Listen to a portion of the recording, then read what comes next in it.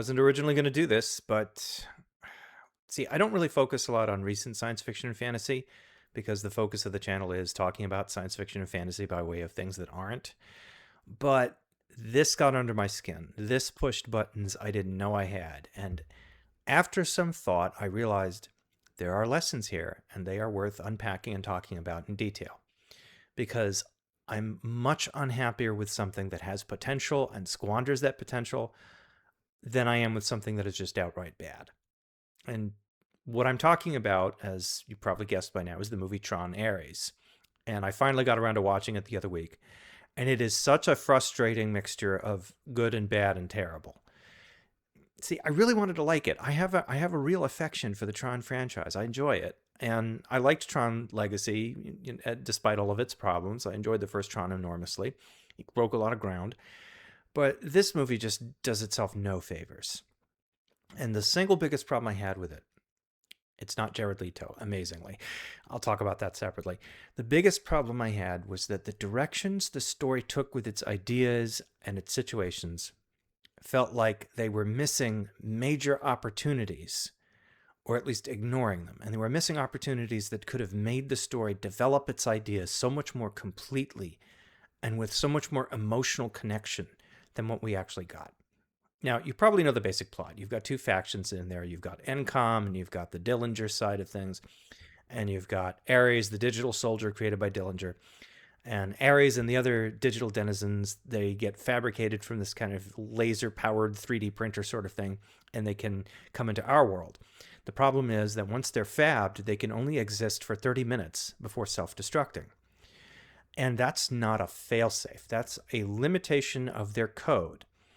And the only one who knows anything about how to fix that is our old friend Kevin Flynn, who disappeared years ago. He had come up with this permanence code that would allow objects made in this way to persist in the real world indefinitely. So Flynn's missing, the code is missing, and now both Encom and Dillinger, the good guys and bad guys respectively, are looking for it.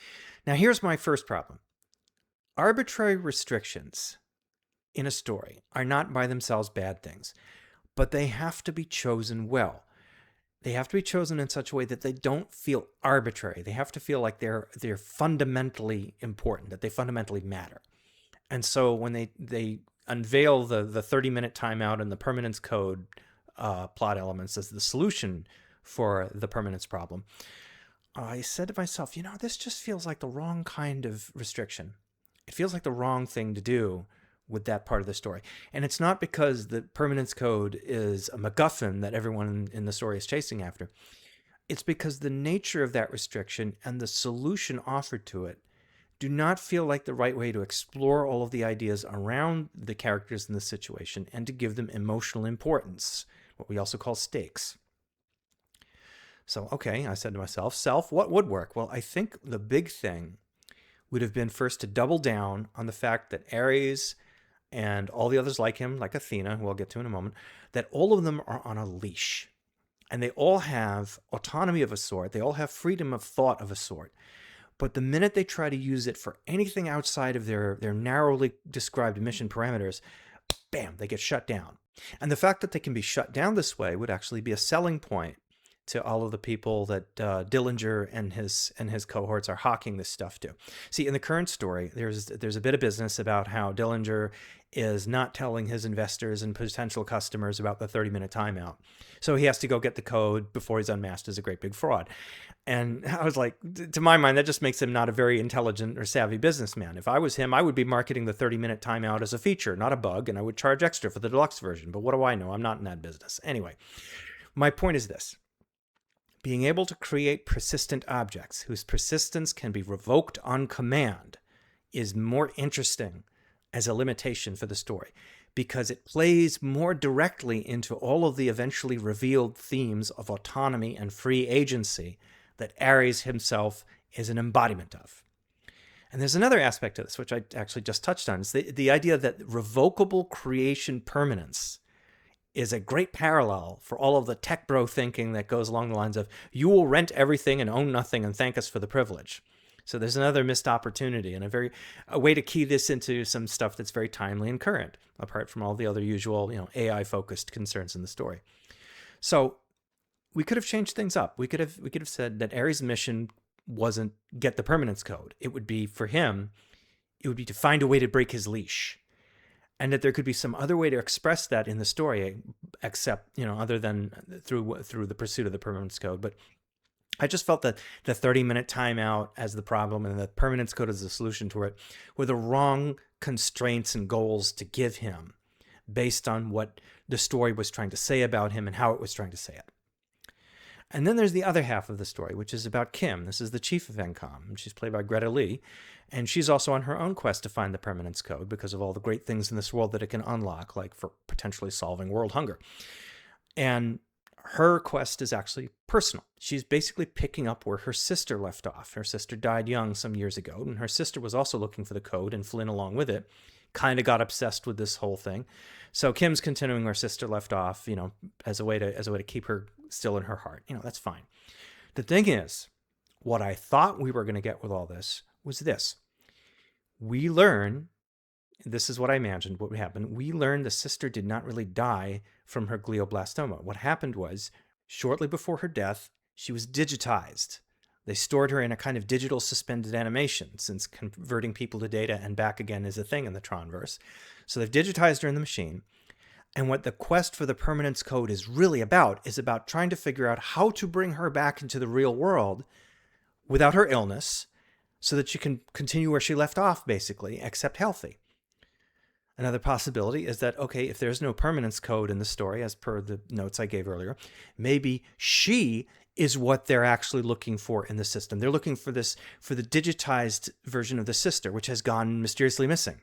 And then we find out she's now under the care of our friend Flynn, who's living in the system as a digital entity. And here's the kicker. The sister does not actually want to return to the real world. She likes the digital world better. She wasn't data napped. She left their system of her own accord to go hang out with Flynn and do her own thing. So there's another opportunity there for emotional conflict. Kim was going through all of this work to save her sister, and then she discovers the sister doesn't want to be saved. She's already free.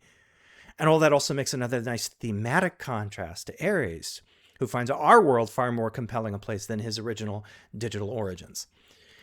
And now, none of this would have had to play out exactly like that. These are just examples of how I felt they had all of these really good emotional stakes or potential for emotional stakes, but just for whatever reason, they didn't run with them. They always seemed to be choosing the weaker thing. Whenever there was a plot element that looked like it could be developed into something really interesting and emotionally intriguing, they didn't do it. And there's another element that's a lot like that, and that's the character of Athena. This is Ares' XO. And Athena, by the way, is played by Jodie Turner-Smith, and she's excellent. She's the reason to see this movie if you ever bother to see it. So she's second in command to Ares, and she's later on in the film his successor. One of the things that happens to Ares over time is he gets more attached to our world and all of its, peculiarities, and he defects, and that's largely motivated by the way he's becoming that much more attached to our world and the people in it. And so when that happens, Athena gets promoted into his slot and then goes after Ares herself. Now, late in the film, Athena's clock is about to run out. She's about to hit her 30-minute barrier, and she's got one of the characters cornered. And then a sprinkler system kicks on in the room she's in, and she starts getting distracted by the undefined sensation, according to the heads-up display that we see, of the water on her skin. And this was something that we found that Ares was also intrigued by, the sensations and textures of things that we take for granted in the real world. And it's enough of a distraction for her that her clock runs out before she can do anything, and she self-destructs. So there's this undeveloped thread where Athena is also developing a sense of what it is about the real world, what it is about human life that could compel Ares to defect. And also some stuff in there about her own possible hunger for autonomy as a way to transcend the limitations of her directives and programming. And there's this wonderful moment at the end, as it is in the film. It's actually quite nice, but they could have done so much more with it if they had used these ideas. Basically, it's at the end. She's been defeated. She's basically dying in Ares' arms. There's no chance of her being reconstituted. And she cries out, "I fulfilled my directives." She's basically saying, I did everything right. I followed all the rules. I did my best. What did I do to deserve this? And I thought they were going to develop that into something where she's basically given the chance to redeem herself by rethinking her role in both of those worlds. by embracing the real world, that our world, so that is, that much more completely. And that would have required, a really deep-seated revolutionary choice in her personality, something like that. But the story doesn't go there. It doesn't use any of that. It's just a tragic death scene for her, and that's pretty much it. See, what gets me is that with all of the money that they spent on this movie to make it look good and sound good, and it does, the one thing that would have made it really work was just a properly tweaked story. You could have had the exact same sequence of scenes, the exact same special effects, the exact same set pieces, the exact same everything else. Okay, maybe you get someone other than Jared Leto as Ares. He's actually fine in the role. We would just like somebody not toxic, thank you. But, just tweak the dialogue, tweak some of the revelations, maybe do 1 or 2 reshoots that wouldn't have cost a whole lot, and you would have had something twice or even possibly 3 times as good as this. But they didn't do it. Now, what all this makes me think about, vis-a-vis the stuff I talk on this channel, I drew a lesson out of this. And the lesson is this. Story construction in science fiction and fantasy is really important, because the story that you build is the arena in which your ideas are not only developed, and not only developed well, but provided with ways to allow the audience to have emotional connections to them. You care about these things through the story, and the people involved in them through the story. And if the story is not constructed in such a way that it is capable of doing all of that, then you're on the outside of it all, and you're just going, oh, that's cool, instead of saying, oh, man. There were attempts to make things emotional here and there. Most of them revolved around Ares and his gradual breaking away from being just a program to becoming a fully autonomous being. And I did like that stuff, but it's not given the right context to develop as completely as it could have been. And I mentioned some ways that was happening. And so all of his movement in that direction through the course of the film, it doesn't feel as vital and earned as it could be. It just feels like plot gears meshing. There's also one other thing about this film that drove me absolutely batty. Literally every 5 minutes in the film, regular as clockwork, they have at least 2 characters stop what they're doing to explain the current state of the plot to each other like they're sportscasters running a play-by-play. The movie does not have a speck of trust in the audience's intelligence to follow events across the course of one scene to the next. And the sick thing is that it's not even because the plot's all that complicated. I've seen thrillers with far more complicated plots than this that didn't have to explain everything to death, that allowed people to follow naturally. And that was because they knew how to dramatize. Now, I don't know if that's part and parcel of this whole idea that's been floating around lately that people are only half watching movies these days. But if it is, I would bet the whole reason they're only half watching movies is because they're designed to be only half watched, and they tell instead of dramatizing.